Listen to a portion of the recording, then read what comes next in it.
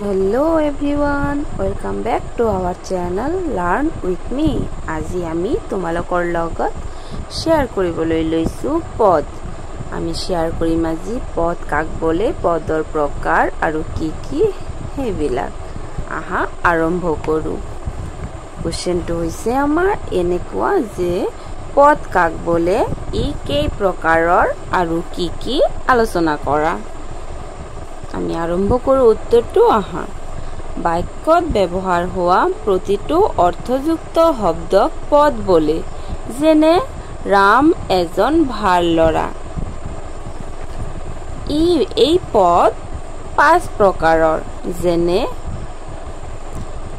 1 number বিশেষ্য পদ, 2 number বিশেষণ পদ, 3 নম্বৰ সৰ্বনাম পদ, 4 নম্বৰ অব্যয় পদ আৰু 5 নম্বৰটো হৈছে ক্ৰিয়াপদ। বিশেষ্য পদ যি পদে কোনো বস্তু, মানুহ, প্ৰাণী বা ঠাই আদিৰ নাম বুজায় তাক বিশেষ্য পদ বলে, যেনে ৰাম, হৰি, কাজিৰঙা, হিমালয়, গৰু, কাগজ ইত্যাদি। বিশেষণ পদ যি পদে দোষ, গুণ, পৰিমাণ, সংখ্যা আদি বুজায় তাক বিশেষণ পদ বলে, যেনে ভাল, বেয়া, 4টা, 5টা, 1, 2, ধনী, দুখীয়া ইত্যাদি।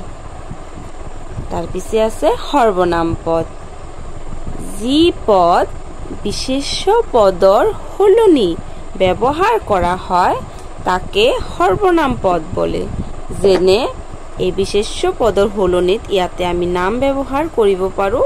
আৰু ইয়াতে আমাৰ উদাহৰণটো কি হৈছে, যেনে তেওঁ, তেখেত, সি, তাই, তাত, ইয়াত ইত্যাদি।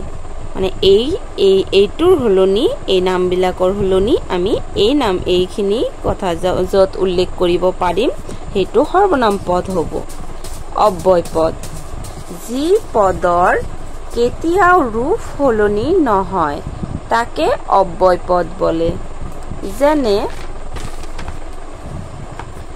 নাইবা, নতুবা, আৰু, কিন্তু, যদি, অথবা ইত্যাদি। ক্ৰিয়াপদ যি পদে কোনো কাম কৰা বা হোৱা বুজায় তাক ক্ৰিয়াপদ বলে, যেনে খাইছে, শুইছে, নাচিছে, গাইছে, কান্দিছে ইত্যাদি। এইটো হৈছে আমাৰ পদ আৰু ইয়াৰ প্ৰকাৰসমূহ। এইটো সমাপ্ত। ধন্যবাদ। এইটো ভিডিঅ'ৰ পৰা তোমালোকে যদি অলপ উপকৃত হৈ থাকে তেনেহ'লে ভিডিঅ'টোক লাইক কৰি দিব, চেনেলটোক ছাবস্ক্ৰাইব কৰিব আৰু কমেণ্টত জনাব তোমালোকৰ আৰু কি কি প্ৰয়োজন আছে, মই দিবলৈ চেষ্টা কৰিম। Thank you. ধন্যবাদ।